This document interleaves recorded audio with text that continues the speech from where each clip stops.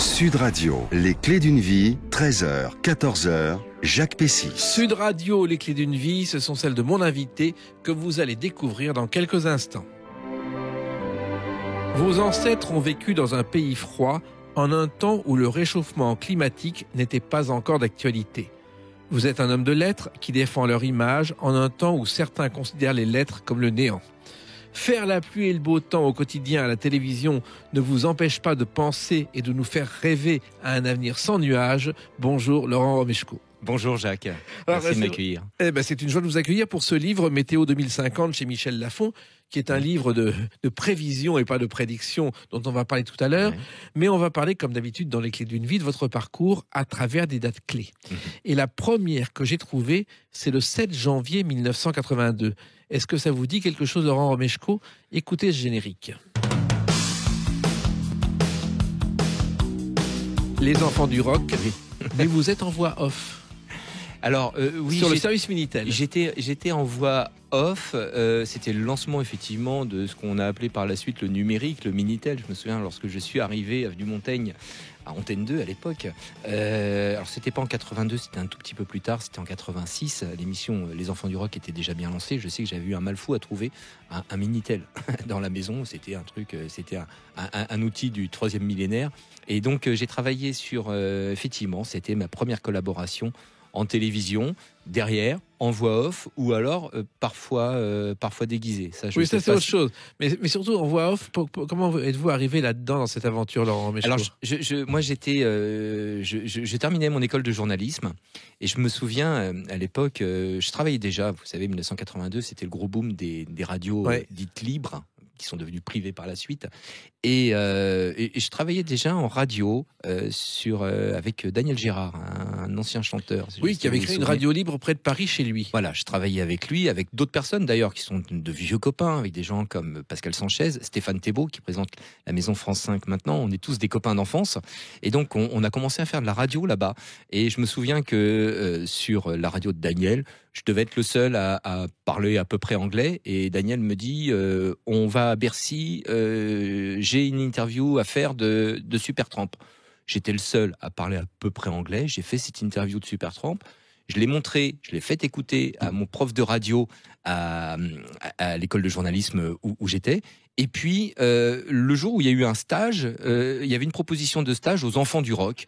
Et je me souviens que ça a été proposé par ce prof de radio en plein cours. Donc forcément, il y a eu 40 bras qui se sont levés parce que c'était l'émission à la mode. Tout le monde voulait travailler là-bas. Et il avait l'embarras du choix. Et puis, il m'a dit, il est où Romeshko, celui qui a fait l'interview de Supertramp, vachement sympa, ça doit l'intéresser le rock. Donc forcément, c'est moi qui ai eu le stage. Et c'est comme ça que ça s'est enclenché. Et c'est certainement, voilà, le premier pied que j'ai mis à la télévision, c'était grâce, finalement, quelque part à Supertramp. Voilà. Et Daniel Gérard avait eu du succès avec Memphis, Tennessee, avec Petit Gonzalez et les premières Butterfly, surtout. Butterfly et beaucoup de choses. Ouais. Et le Minitel, au départ, Valéry Giscard d'Estaing avait décidé qu'il y aurait un Minitel dans chaque foyer. Oui. Seulement, voilà, les patrons de presse s'y sont opposés en disant c'est un danger pour nous. Oui. Et il y a eu un lobby contre le Minitel qui n'a pas duré finalement aussi longtemps. Alors, le Minitel, c'était pas la préoccupation dans votre famille, puisqu'au départ, vos grands-parents sont arrivés de Pologne en parlant très mal le français, Laurent Romeshko. Oui, voire oui, en ne le parlant pas du tout, parce qu'ils sont arrivés, ça fait partie de cette vague d'immigration après la Première Guerre mondiale, c'est-à-dire ils sont arrivés dans les années 25 à peu près, entre 23 et 1926 à peu près, ils sont arrivés, mes 4 grands-parents, je suis 100% d'origine polonaise et 75% et un petit quart lituanien. Et ils sont arrivés effectivement sans parler un mot de français, donc moi je suis très admiratif, c'est-à-dire que mes grands-parents ont appris à lire, à écrire et à parler le français avec les manuels scolaires de leurs enfants, quoi. C'est incroyable ça. Oui. Et finalement, il parlait très très bien français ensuite. Il parlait très bien le français. Et j'ai un souvenir, moi, de mon grand-père maternel, quand j'étais gamin, qui regardait cette émission qui existait déjà à la télévision, qui s'appelait Des chiffres et des lettres. Oui. Et voilà, il parlait suffisamment le français et il aimait surtout le français, qui jouait, qui regardait l'émission et qui jouait. Et je me rappelle qu'à l'époque, il se débrouillait plutôt bien, même mieux que moi, quoi. Vous êtes né dans une ville qui a été longtemps dirigée par Brigitte Gros, qui était une sœur de Jean-Jacques Savant-Schreiber, c'est Meulan. Oui. Et c'est une ville près de Paris où vous êtes né là-bas et vous avez grandi ailleurs, je crois, au Mureaux. Alors j'ai grandi au Mureaux, oui. Effectivement, vous savez, c'est toujours, c'est la maternité était dans la commune à côté, donc effectivement, ma mère a traversé la Seine pour me mettre au monde. Mais c'est vrai j'ai grandi là-bas. Enfin, mes grands-parents s'étaient installés dans la vallée de la Seine quand ils sont arrivés pendant l'entre-deux-guerres, et donc mes parents sont nés dans la région. Mon père a fait toute sa carrière dans l'aéronautique parce qu'il y a effectivement une cité spatiale au Mureaux. On semble l'oublier parfois. C'est une commune dont on parle plus souvent dans les faits divers que dans les pages sciences et techniques, mais c'est vrai que la conception d'Ariane se fait là-bas. Oui.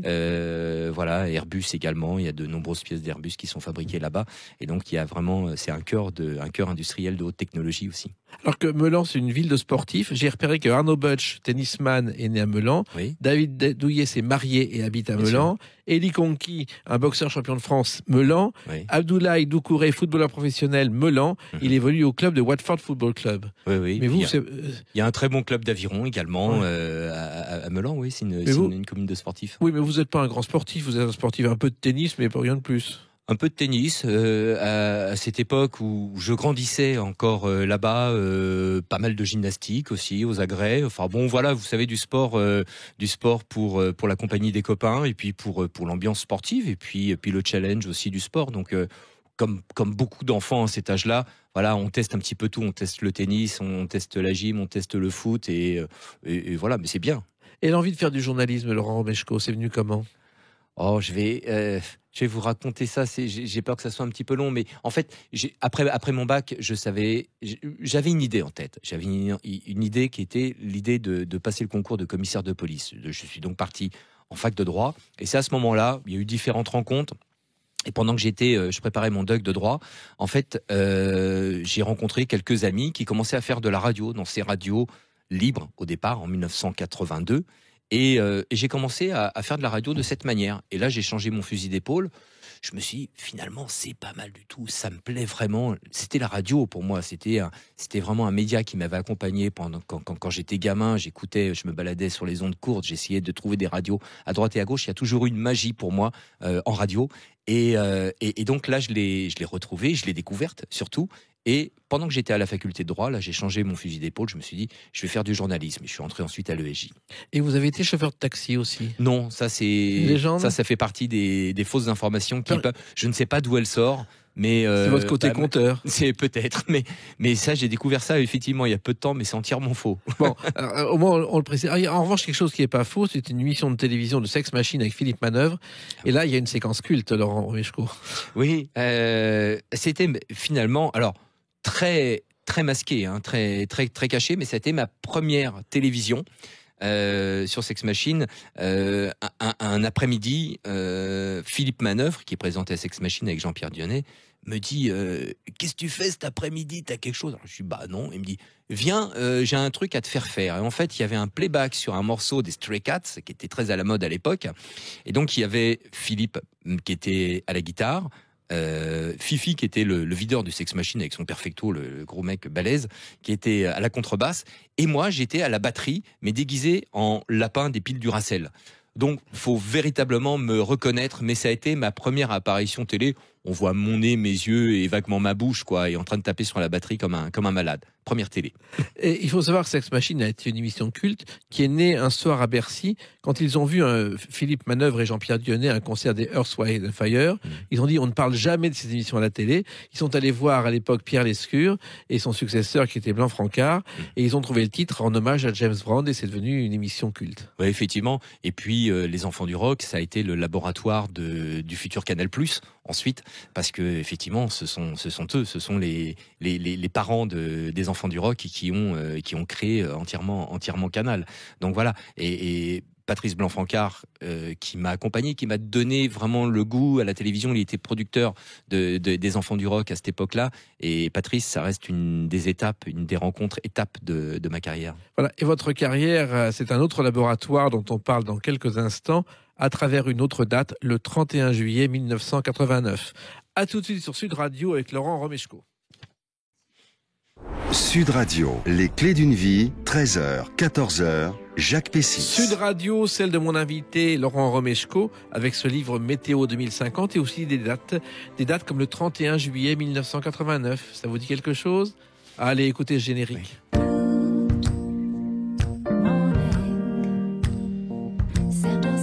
Télématin, on vous voit tout jeune à côté de Sophie Davant ce jour-là. Oui, effectivement, ça a été ma toute première chronique. Et je me souviens, j'étais, pour tout vous dire, j'étais assistant. Je travaillais à la rédaction moi, de Télématin. J'aidais tous les chroniqueurs à préparer leur sujet. Et mon contrat se terminait fin juin, je crois bien. Et à l'époque, je voulais absolument rester sur cette émission qui me plaisait considérablement. Et je suis allé proposer une idée de chronique au producteur qui était Daniel Pat à l'époque. Et comme je n'avais jamais fait de télévision, je voulais absolument que mon idée soit acceptée, mais je voulais pas que le producteur prenne de risques. Donc je lui avais proposé, comme je le faisais jusque-là, de faire cette chronique en off. Uniquement des images, d'illustrations, finalement du reportage. Et quand je lui ai proposé l'idée, il me dit l'idée est vachement bien. Il me dit mais pourquoi tu veux pas le faire en plateau? Je dis parce que j'ai jamais fait de télé. Il me dit écoute, on va essayer et puis on verra bien. Donc j'ai fait des essais avec Daniel Pat et j'ai fait ma première chronique effectivement avec Sophie Davant qui était en remplacement peut-être de William ou de Roger Zabel, je crois bien, oui. À ce moment-là. Oui, alors, elle présente un nouveau chroniqueur qui sera là tout l'été, car c'était un travail d'été au départ. Oui. Et ce travail, c'est justement présenter les travaux d'appoint pour les jeunes. Oui, c'était je faisais une chronique sur les jobs d'été pour les petits jeunes. Alors il y avait différentes choses, steward dans les trains, ce qui est. C'est la première chronique, c'est ça, hôtesse ou steward dans un train. C'était oui, je crois bien que c'était la première, effectivement. Et c'était une idée que j'avais pour l'été, donc j'avais une douzaine de chroniques qui étaient prévues pour la période estivale. Je me souviens surtout pas du stress, mais le trac énorme que j'ai eu quand j'ai présenté cette première chronique. Pourtant, on devait être à 7h moins 20 du matin. C'était vraiment à l'ouverture d'antenne de Télématin. Et voilà, j'y suis allé, mais alors avec vraiment la peur au ventre. Mais ça se sent pas. En plus, vous êtes d'une précision diabolique. Vous expliquez que on gagne jusqu'à 600 francs pour un aller-retour. Ouais. Elle vous pose des tas de questions. À chaque fois, vous ne fléchissez pas. Ouais. Et vous racontez tout avec un sourire un peu forcé quand même. Oui, le sourire était un peu forcé parce que je crois que le garçon était quand même très, très crispé, quoi. J'étais vraiment, je me suis senti beaucoup mieux dès que j'ai quitté l'antenne. Et cette première, ouais, effectivement, ça reste mais toutes les premières d'une manière générale, ça a été la première sur ces chroniques de Télématin, c'était les premières météos, ça a été cette institution qui s'appelle Des chiffres et des lettres, effectivement, qui a été aussi un moment très émouvant lorsque je suis arrivé. Voilà. Et vous parlez du TGV, donc effectivement, et le TGV à l'époque, et ça intéressera l'homme qui s'intéresse à l'avenir et à notre climat, au départ, il n'était pas question que ce soit électrique. Et le choc pétrolier a tout changé. Oui, effectivement, il y a eu ces étapes. Le ferroviaire, on le sent beaucoup moins parce que c'est vrai que le réseau est électrifié aujourd'hui sur de nombreux secteurs. Cela dit, il y a tout un réseau secondaire aujourd'hui qui fonctionne encore au diesel. Oui. Là, il y a des perspectives d'avenir. On pourra peut-être en parler. On va en parler tout à l'heure longuement dans votre motorisations qui sont à l'étude. Alors, vous êtes rentré par la petite porte avec Télématin, Laurent Romeshko, puis finalement, vous êtes venu régulièrement faire des chroniques, même remplacer l'énergie. On vous appelait Lolo ou le prince polonais à l'époque. Ça c'était mes origines, effectivement, le prince polonais. Et puis Lolo, c'est vrai qu'à l'époque, il y avait plein de Lolo. Il y avait Laurent Cabrol qui m'avait engagé sur la météo, qui était là. Et donc, c'est vrai qu'on avait un service météo à l'époque où il y avait beaucoup de Lolo. Mais c'est vrai qu'il y avait cette affection. En plus, je suis arrivé, j'ai commencé l'antenne en 89. Sincèrement, j'étais tout minot, quoi. J'avais 29 ans. Bon, je paraissais un petit peu moins que mon âge. Donc j'avais. Vous donnez 17-18 ans. Oui. Voilà, c'est ça. J'ai vraiment l'air de à peine sortir de l'adolescence. Et donc c'est vrai que le diminutif Lolo, voilà, c'était surtout lié à mon jeune âge. Alors justement, Laurent Cabrol, vous êtes arrivé à la météo, mais sans rien y connaître, je crois, Laurent Romeshko, à part un frère médecin qui vous a donné, un frère pilote d'avion qui vous a donné quelques tuyaux. Alors non, vous avez raison. C'est un frère, mon frère aîné qui est médecin, qui est cardiologue et qui pilote depuis l'âge de 16 ans. Donc les deux, oui. Aujourd'hui, oui, c'est ça, oui, parce que je me souviens quand il était étudiant, il hésitait entre devenir pilote de ligne et puis la cardiologie qui le passionnait. Alors c'est vrai que c'est plus simple d'être cardiologue à la ville et pendant ses loisirs pilote d'avion privé plutôt que de faire l'inverse. La cardiologie en loisirs, ça marche moyennement. Donc voilà. Donc je volais très souvent avec lui, donc j'avais déjà des notions de météo et je pense que c'est ce qui a décidé aussi Laurent Cabrol. C'est-à-dire qu'on parlait souvent avion, on parlait de vol, de navigation, de choses comme ça et il savait que je savais à peu près de quoi on allait parler. Et c'est ce qui lui a mis la puce à l'oreille pour me proposer le poste. Voilà, vous êtes devenu une sorte de collaborateur, même discret. Il y avait des reportages qui se faisaient avec, j'en ai vu un sur les flûtistes et les petits oiseaux. Vous êtes derrière la caméra, mais on ne vous voit pas. Vous travaillez pour Laurent Cabrol, Laurent Meshko. Oui. Pendant longtemps, ça a duré que je réfléchisse un petit peu. Je crois que Laurent a dû partir en 92, mais pendant 3-4 ans, effectivement, oui, j'ai beaucoup travaillé avec lui. Mais il m'a beaucoup appris aussi, Laurent. Il m'a surtout appris cette proximité qu'on doit avoir avec le public. C'est vraiment ce qui le caractérise. Laurent, il a vraiment une proximité avec la nature, l'environnement et aussi ses auditeurs aujourd'hui. Mais à l'époque, c'était les spectateurs. On avait un véritable rendez-vous très convivial et il m'a appris beaucoup de choses là-dessus. Oui, et il vous a appris que quand on évoque la météo, on doit avoir le sourire même s'il y a un orage, Laurent Meshko. Oui, Laurent me disait tout le temps, il me dit, tu sais, la pluie n'est pas une mauvaise nouvelle. Surtout, abstiens-toi de parler dans les bulletins de beau temps, de mauvais temps. Le beau temps, pour certains, c'est du mauvais temps pour les autres. Je pense au soleil et la sécheresse qu'on connaît de plus en plus. C'est du mauvais temps pour les agriculteurs, mais effectivement, c'est du beau temps pour ceux qui veulent faire du tourisme. Donc, il me dit, adresse-toi à tout le monde et abstiens-toi de toute subjectivité dans ton propos. Ne parle jamais de beau temps, de mauvais temps. La pluie, c'est du beau temps. Et vous êtes arrivé à la météo en un temps où elle évoluait. Moi, j'ai vu des images de la première météo en 1950 au journal télévisé. Ça se faisait à Météo France avec des bouts de carton. Oui. On mettait ça dans une voiture et on amenait ça sur le plateau. Oui. Alors, il y a eu une véritable évolution. Alors ça, on a gagné bien sûr en précision, en détail, en précision sur la zone. J'ai vu comme vous ces bulletins qui remontent maintenant, qui ont presque 70 ans. Effectivement, il y avait un pictogramme sur la carte de France. Il y avait soit un soleil, il y avait soit de la pluie. Enfin bon, éventuellement on distinguait la moitié nord de la moitié sud, mais c'est tout. Et j'ai vraiment vu, moi, sur la période qui commence maintenant à être assez longue, parce que ça fait une 30aine d'années que je traite du sujet, j'ai véritablement vu une évolution de la précision. De la précision géographique sur la prévision météo, mais aussi dans le temps. C'est-à-dire qu'aujourd'hui, auparavant, quand on faisait une prévision à 48 heures, on prenait énormément de risques. Aujourd'hui, sur une prévision à 3-4 jours, on est quand même plutôt sûr de notre coup, un peu moins quand on va un peu plus tard dans le temps, mais j'ai véritablement senti cette évolution qui a été considérable, qu'on doit en grande partie, il ne faut pas se leurrer, au progrès de l'informatique, parce que ça reste la météorologie du calcul de probabilité. Donc les ordinateurs nous ont aidés considérablement. Puis vous avez aussi été un pionnier d'une émission qu'on voit depuis des années chaque année, qui est le Téléthon. Vous avez été, je crois, au 5e anniversaire du Téléthon, Laurent Meshko. Oui, on a le Téléthon depuis le lancement qui doit remonter à, si je me trompe pas, 1987. C'est ça, oui. Je les ai pas comptés, mais j'en ai fait beaucoup, avec puis à chaque fois avec différentes expériences. On a eu pendant très longtemps, pendant près d'une 20aine d'années sur le Téléthon, ce qu'on appelait les centres de promesses. Donc on avait l'habitude de dire sur le Téléthon, ça se dit toujours que le Téléthon c'était le 14 juillet en hiver, mais c'est vrai qu'il y avait ce côté festif et kermesse partout en France avec toutes les associations qui étaient mobilisées. Et à chaque fois qu'on faisait des directs, moi je sais que j'ai parcouru un peu toute la France et à chaque fois avec d'excellents souvenirs.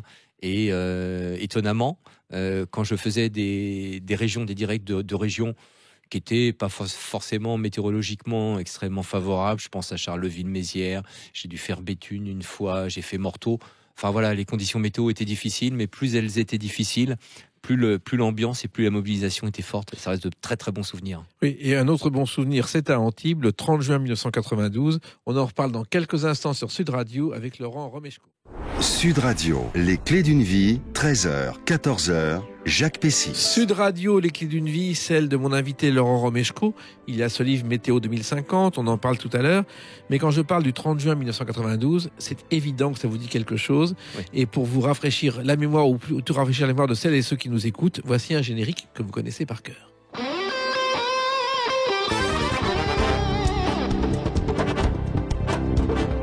Ça s'appelle Western Patrol. C'est un certain Eddie Warner qui a composé une autre musique, Les Buveurs de bière, qu'on connaît beaucoup moins.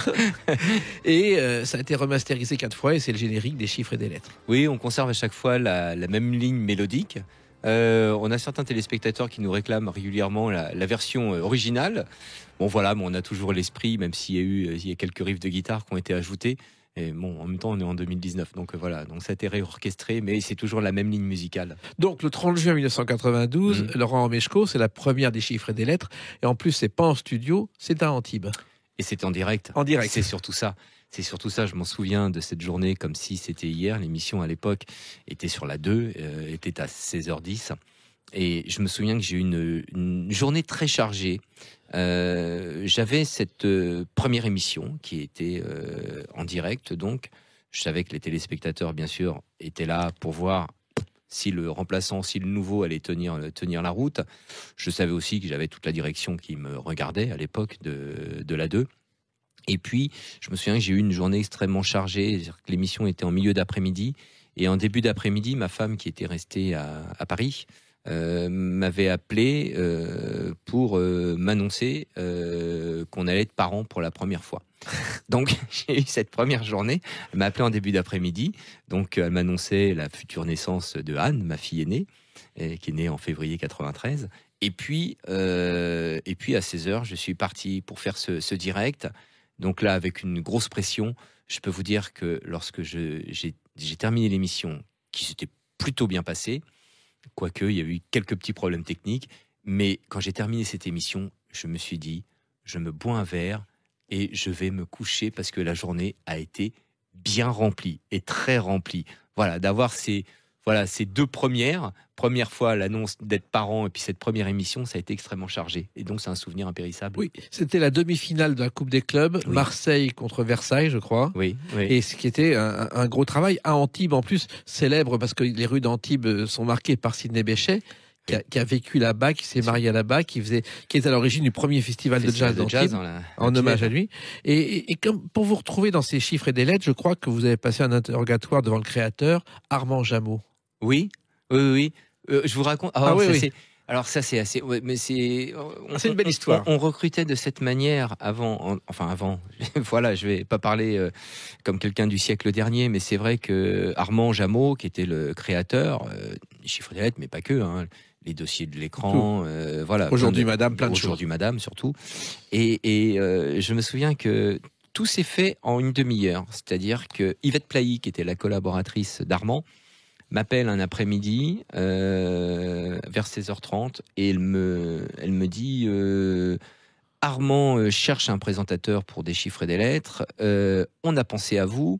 Est-ce que ça vous intéresse ? Oui, Madame Plailly, ça pourrait m'intéresser.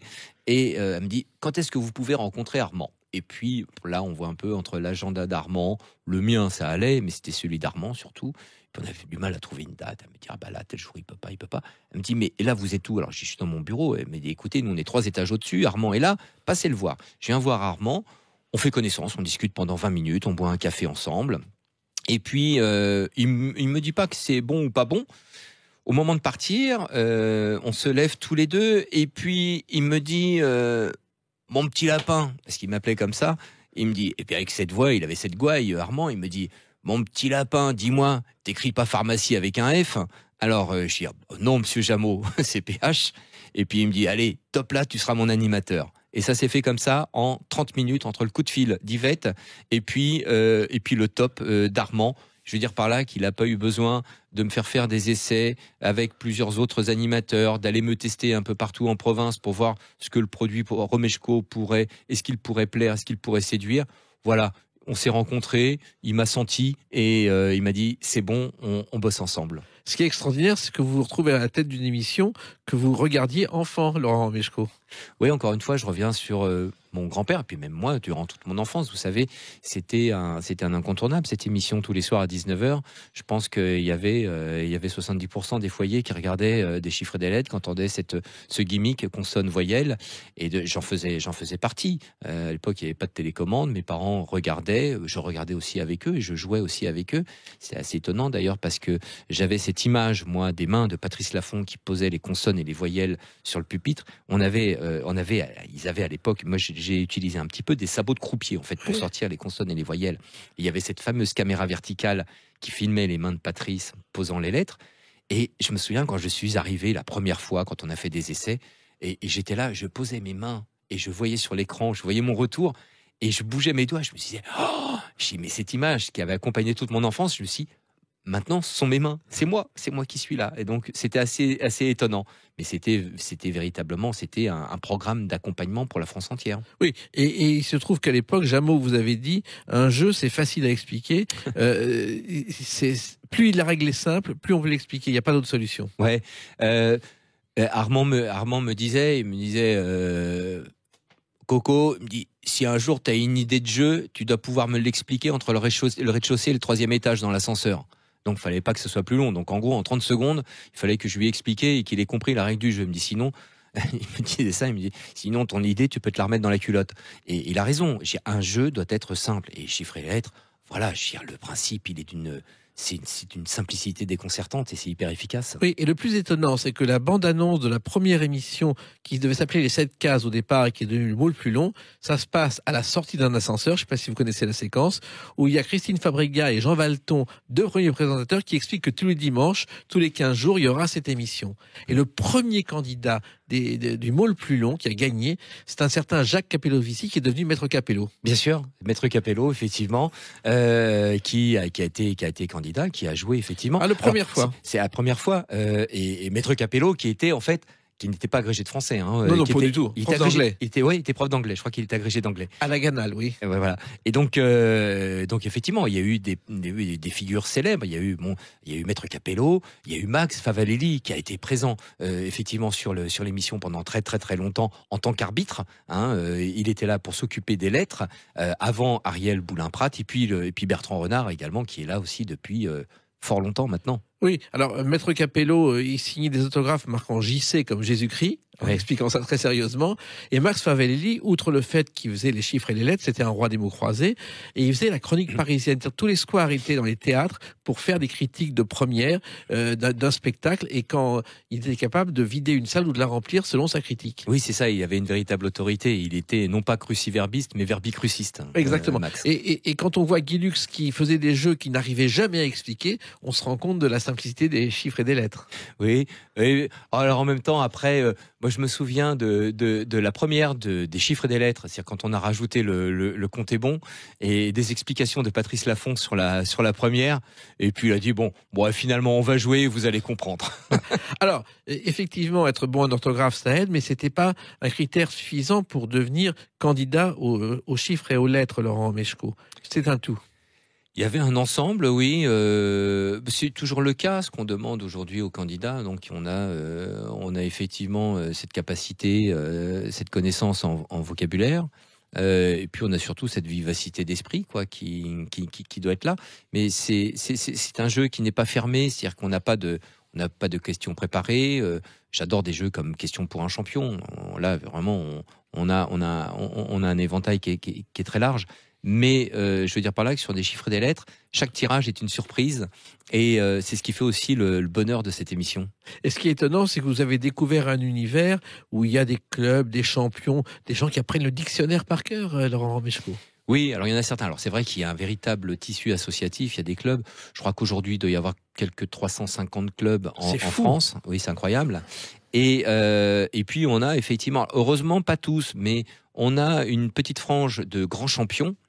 Ils sont impressionnants. Moi, quand je les vois jouer, je les ai sur le plateau à côté de moi. Ils ont une rapidité, une faculté, une facilité à trouver les comptes. Ça, c'est une chose. Et puis également sur les tirages de lettres. Alors, il faut savoir qu'il y en a certains, effectivement, qui apprennent par cœur les mots de 9 et 10 lettres. Ils connaissent tous les mots de 9 et 10 lettres du dictionnaire. Moi, je suis toujours assez bluffé. Je suis parfois un petit peu déçu. Pas par tous, mais je trouve ça magnifique quand un candidat trouve rapidement le 10 lettres qu'il y a sur le tirage. Encore faut-il qu'il en connaisse la définition. Et je me rends compte que parmi ces champions qui apprennent le dictionnaire par cœur, c'est pas toujours le cas. Beaucoup ont la franchise de me le dire, ils savent que le mot existe, qu'il est à la page 382 du Petit Larousse, mais ils sont incapables de me donner la définition. Là, je m'interroge, je me dis, quel est l'intérêt de connaître ces mots si compliqués pour ne pas pouvoir les utiliser dans un écrit ou dans une conversation. Donc, mais généralement, ils sont plutôt honnêtes. Alors, c'est une démarche, les apprendre, ces mots, c'est vrai que ça, c'est déjà difficile. Il faut savoir que dans le dictionnaire, vous le savez aussi bien que moi, il y a des mots qui rentrent chaque année, mais il y a également des mots qui sortent. Oui. Et cette démarche intellectuelle de s'enlever de la mémoire des mots qui sortent du dictionnaire, ça, je suis très admiratif parce que ça me paraît très compliqué. Et moi, je suis très admiratif de votre emploi du temps parce que non seulement il y a les chiffres et les lettres, bon, je crois que c'est 4 jours de tournage par mois, oui. Mais il y a météo à la carte depuis quelques années, Laurent Romeshko. Oui, ça c'est un rêve de toujours. Oui, et ça c'est un beau projet que j'ai réussi à concrétiser. Voilà, c'est pendant très longtemps, on avait tous envie, on voyait bien la dimension que prenait la météo, que prenait le climat, et on avait tous l'envie. Quand je dis tous, c'est nous, les présentateurs, les présentatrices météo, et en premier Laurent Cabrol, qui rêvait d'avoir ce type de magazine. Et jusqu'au jour, en 2012, Thierry Langlois, qui dirigeait les programmes de l'A3, m'a proposé ce genre de programme. Il a eu l'idée, je n'avais pas parlé, et il me dit, est-ce qu'il y a la matière? Est-ce que vous êtes partant? J'ai dit, la matière, ça fait des années que je l'étudie, et il y a la matière, et oui, je suis partant, donc allons-y. Et je sais que Laurent Cabrol a été un des premiers à m'envoyer un message en me disant, bravo, tu y es arrivé. Et donc, voilà, on a lancé ça, avec des regards parfois un peu dubitatifs des uns et des autres, en disant « Quoi, vous allez faire une quotidienne en direct tous les jours en parlant de météo ?» Ouais. Et finalement, ça fonctionne. Face aux journaux télévisés, en plus. On a deux grosses machines face à nous. On a les 2 journaux de 13h, de France 2, de TF1. Et donc, voilà, c'était difficile de trouver une place, mais on s'est fait une place avec un socle de 800 000 téléspectateurs fidèles et des pointes à 1 100 000, 1 million à peu près chaque jour. Et puis on vous a vu aussi dans ce rôle de la météo, dans Un gars, une fille, et d'un film de François Ozon, La Maison. Oui, alors bon, c'est ce qu'on appelle en tout cas sur Ozon, ce qu'on appelle des panouilles, hein, oui. Voilà. Mais ça fait toujours plaisir. Et puis sur Un gars, une fille, oui, ça c'était plutôt amusant. Puis c'est toujours bien de prendre, voilà, la petite notoriété qu'on peut avoir, de la prendre au second degré et puis se plier à ce jeu-là, surtout avec Alexandra et puis Jean, quoi, qui sont extrêmement talentueux. Donc ça a été un plaisir de le faire. Et la météo, vous en parlez aujourd'hui. On va en parler dans quelques instants, mais la météo de demain et d'après-demain à travers une autre date, le 6 juin 2019. À tout de suite sur Sud Radio avec Laurent Romeshko. Sud Radio, les clés d'une vie, 13h, 14h, Jacques Pessy. Sud Radio, les clés d'une vie, celle de mon invité Laurent Romeshko. Donc le 6 juin 2019, sortie de Météo 2050 chez Michel Lafon. Un livre important parce que c'est un sujet, si j'ose dire, d'une brûlante actualité à cause du réchauffement climatique. Oui, brûlante, oui, on peut le dire. Effectivement, on a des projections sur le climat qu'on devra avoir d'ici une trentaine d'années. Il y a une évolution qu'on arrive à bien cerner aujourd'hui. Moi, j'entendais, comme tout le monde, on entend régulièrement, il y a des signaux d'alarme qui sont tirés en disant le climat va se réchauffer de temps, il ne faut pas que ça monte au-delà de 2 degrés, 1,5 degré, ça serait bien. Oui, mais concrètement, qu'est-ce que ça va donner? Et ça reste toujours très abstrait ce qu'on peut entendre. Or, les études scientifiques sont là. Les scientifiques, et Jean Jouzel, qui préface ce livre que j'ai commis, était le premier à s'en plaindre. Il me dit, nous, scientifiques, tout est écrit, tout est à disposition de tout le monde, mais il nous manque ce petit truc pour concrétiser, voilà, ce que sera demain. Et c'est ce que je me suis proposé de faire dans ce livre. Alors, maintenant, effectivement, faut pas tout prendre pour argent comptant. Il y a ce sont des pistes, ce sont des perspectives, mais il y a des conditions météorologiques, qui sont maintenant bien définies. On sait ce qu'on risque et on a une idée à peu près de la façon dont tout évoluera. Il va falloir qu'on se remette en question et nos modes de vie vont changer, mais c'est pas non plus, c'est pas une régression. Non, alors justement, vous dites que dès 2010, il y a un rapport commandé par Chantal Joanneau pour le réchauffement climatique et que on est 9 ans plus tard et c'est toujours pas concret. Oui, ça c'est Jean Jouzel qui le dit, qui lui a présidé il a été vice-président du GIEC pendant 13 ans au total. Effectivement, ces lanceurs d'alerte quelque part existent depuis longtemps. Dès le début des années 70, les premiers scientifiques ont dit il y a un truc qui se passe là avec la concentration en carbone et le climat semble se réchauffer. On a quelques indices. Kissinger, en 74, a été le premier politique à véritablement lancer l'alerte en disant faut qu'on étudie la chose de près. Il se passe quelque chose de tout à fait inédit. Et depuis, après, effectivement, il y a eu différentes réunions, il y a eu différents protocoles qui ont été signés. Il y a eu Kyoto, bien sûr, mais il n'y a pas eu grand-chose de fait. Finalement, le premier engagement, ça a été la COP en 2015 qui s'est déroulée à Paris. Maintenant, on se dit, est-ce que ce sera suffisant? Est-ce que les engagements qui ont été pris à cette époque-là, est-ce qu'ils seront tenus? Rien n'est certain. Kissinger, qui a 95 ans aujourd'hui, toujours bon pied bon oeil, il est venu à Paris il n'y a pas longtemps. Il a raconté une anecdote. Il a dit qu'un jour, il est dans le bureau du premier chinois, Deng Xiaoping, qui lui dit mais vous savez, Gorbatchev a fait une erreur. Il est pour la démocratie. Le mur de Berlin va tomber. L'autre le regarde un peu étonné. Il prend l'avion. Il arrive à Haïti et le mur de Berlin venait de tomber.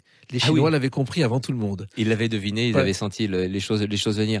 Alors peut-être que sur le mur de Berlin, effectivement, il l'a pas vu venir, mais en tout cas, il a été sur le climat et sur l'évolution et le dérèglement. Il a été un des premiers à écouter les scientifiques et à le dire. Alors dans ce livre, effectivement, donc chez Michel Lafon, Laurent Romeshko, vous faites des hypothèses jusqu'à 2050 à partir de faits authentiques que vous avez cumulés. Oui, alors effectivement, on a une littérature sur le sujet, une littérature scientifique qui est assez importante, qui est de plus en plus précise. On sait très bien que, vous savez, la façon dont on a pu se conduire jusqu'à maintenant, le climat, c'est une machine, mais qui est énorme, qui est extrêmement complexe. Et il y a une inertie. C'est-à-dire que même si d'un seul coup, on décide d'être extrêmement vertueux, les premiers effets de ces actions plus vertes, on ne les verra qu'à partir de 2050, en tout cas pour la deuxième partie du XXIe siècle. Quoi qu'il en soit, aujourd'hui, la façon dont on a pu se conduire avec les émissions de gaz à effet de serre, on sait très bien qu'en 2050, on aura une hausse qui sera de 3-4 degrés à peu près à l'échelle mondiale, avec des disparités. On sait qu'en France, parce que les études sont plutôt précises, le réchauffement sera nettement plus net et accentué sur la moitié est du pays. On sait qu'on aura des épisodes de canicule qui seront beaucoup plus importants. En moyenne, en milieu de siècle, on aura à peu près, sur les régions de la moitié est du pays, 20 jours de chaleur forte, de canicule, en plus en 2050. On sait que le niveau des rivières va baisser. On sait que la ressource en eau sera de plus en plus rare. On sait que le niveau de la mer va monter. On sait que l'activité orageuse sera beaucoup plus importante. Les épisodes cévenols également beaucoup plus soutenu que lors de ces 30 dernières années. Tout ça, on arrive à le savoir précisément, c'est ce que j'ai voulu décrire à peu près dans ce livre. Ça va rebattre les cartes de nombreux secteurs. Voilà, alors vous expliquez effectivement que l'été caniculaire, ça fait 2-3 ans que ça dure, que ça va être de pire en pire et qu'il faut prendre des mesures, pas d'urgence, mais presque d'urgence, Laurent Romeshko.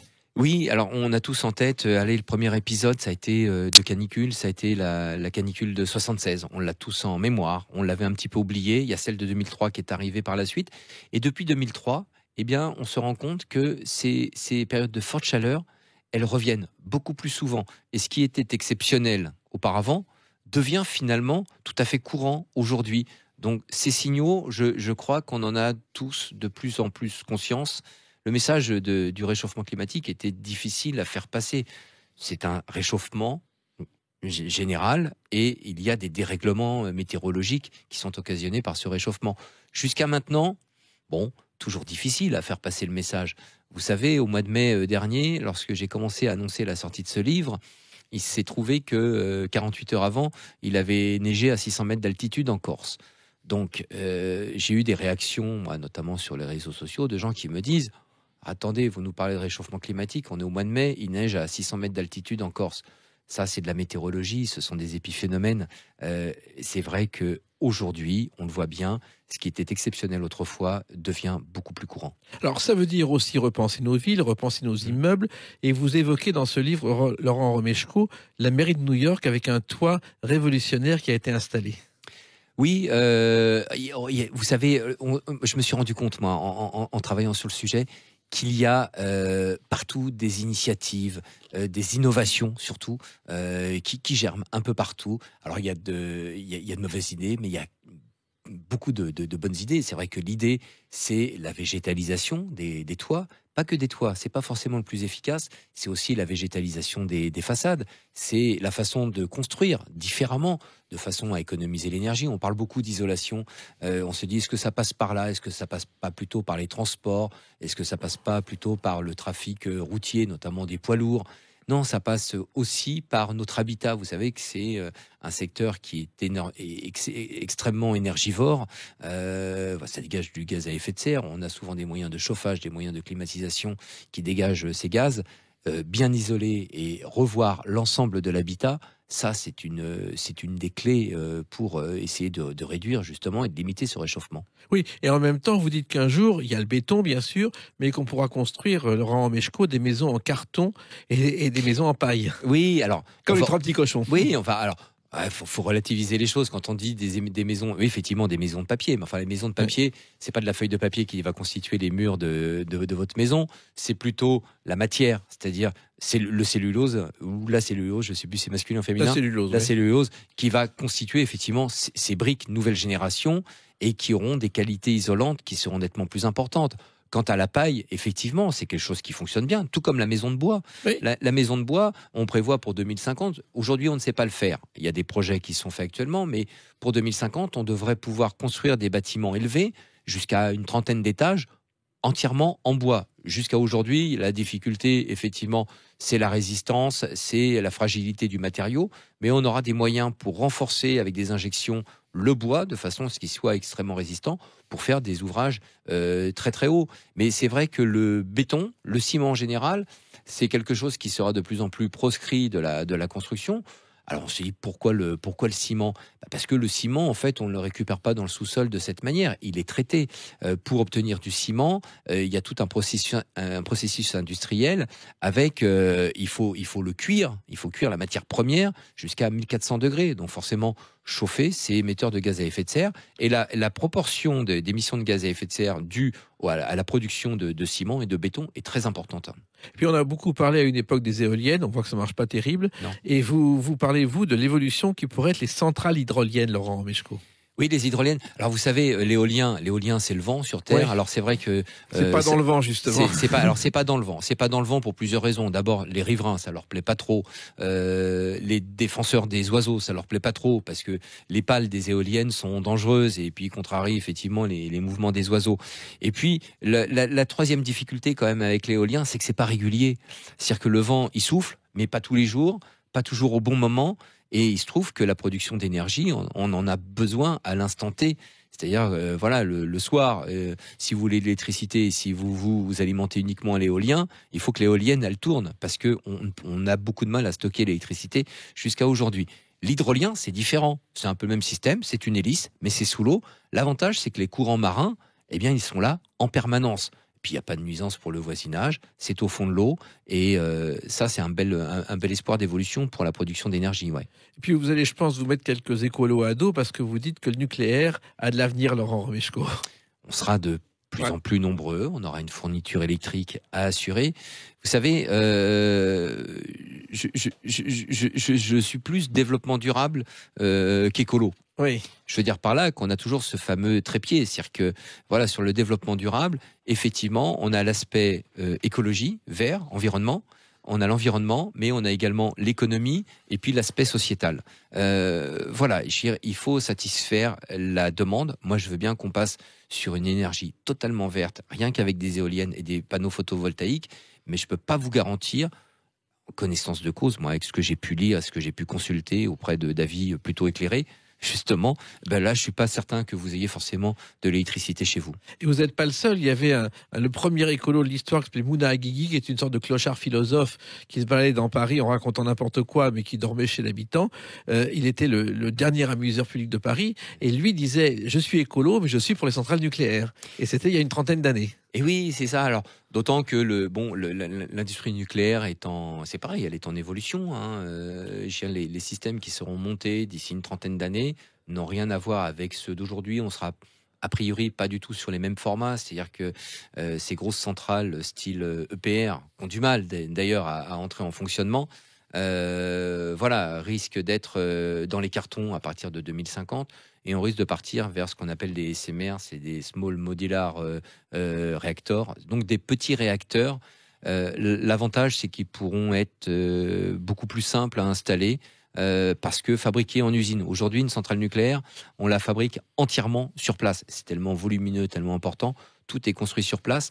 Là, ça sera préfabriqué quelque part et ça sera installé, et donc des unités qui seront plus petites mais plus nombreuses, plus petites et donc plus sûres a priori. Et puis à la nourriture, et vous parlez d'une ferme modèle dans une ville à Amiens qui est un événement aussi, Laurent Romeshko. Oui, alors sur l'agriculture, là c'est pareil, il va falloir remettre beaucoup de choses à plat. Vous savez, l'agriculture aujourd'hui, elle est extrêmement consommatrice d'eau. On se rend compte que le nerf de la guerre, ça va être l'eau pour ce siècle. Et donc ça, il faut vraiment l'aménager, l'eau. Donc toutes les expériences d'agriculture qui réduisent la consommation d'eau, qui limitent la consommation de produits phytosanitaires, notamment de pesticides, toutes ces expériences sont les bienvenues. Il y a beaucoup d'expériences de culture aujourd'hui hors sol, où on arrive à relier quelque part l'agriculture traditionnelle, le maraîchage, avec l'aquaculture aussi, avec des poissons. Il y a des choses qui sont absolument formidables et ce sont des implantations qui peuvent en plus s'effectuer en milieu urbain, en ville. Et l'implantation des vignobles aussi peut se faire en Bretagne bientôt, si j'ai bien compris votre livre. Alors, oui, parce qu'on va avoir une remontée du climat en latitude. Donc, les vignerons bordelais ont le problème. C'est-à-dire qu'il y a encore 30-40 ans, le vin était à 11-12 degrés. Aujourd'hui, si on le laisse faire, le taux d'alcool est nettement plus important. Pourquoi ? Parce qu'il y a plus de chaleur, il y a plus de soleil, plus de sucre dans le fruit, donc forcément plus d'alcool. L'intérêt pour les vignobles bordelais, c'est de maintenir le goût. C'est très important de maintenir le goût du vin, la caractéristique du vin de Bordeaux. Et donc, dans ces cas-là, il va falloir changer de cépage. Et ces cépages qui, actuellement, sur le bassin aquitain, risquent de remonter. Tout comme, le climat remonte de 200-300 km à peu près à l'horizon 2050. Donc, il y a des régions qui, autrefois d'ailleurs, il y a plusieurs centaines d'années, faisaient déjà de la vigne. Ils l'ont laissé tomber pour d'autres choix agricoles. C'est le cas de la Bretagne, c'est le cas de la Normandie, qui pourraient devenir des territoires tout à fait favorables à l'exploitation de la vigne. Et ce livre est justement un grand cru quand on veut se préoccuper de l'avenir. Merci Laurent Romeshko. Ça s'appelle Météo 2050 chez Michel Lafon. Oui. Merci d'avoir participé à ces clés d'une vie. Merci beaucoup Jacques. Dans quelques instants, on retrouve Brigitte Lahaye et nous on se retrouve demain à 13h pour d'autres clés d'une vie. Bonne journée, merci, à demain.